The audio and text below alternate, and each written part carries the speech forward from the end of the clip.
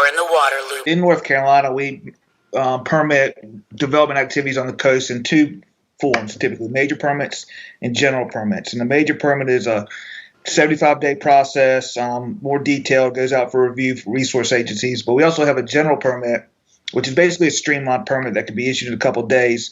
And these are for activities that the resource agencies, scientists, marine science community have felt comfortable. They see it all the time that the impacts are limited, and they're okay with not having to review those projects.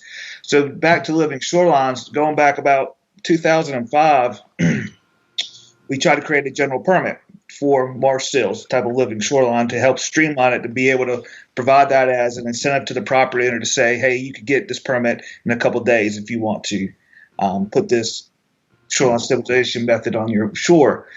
The problem, though, at that time was a lot of resource agencies still had a lot of concerns. This is back in 2005 with, how far can the rock material be put offshore, trading one type of habitat for another, any navigational impacts this could have, and are these structures actually suitable? But as Lexi and Carter have explained, with time, it's been proven. And a lot of those resource agencies' concerns were removed. And so a few years ago, we were able to finally create a general permit that will streamline.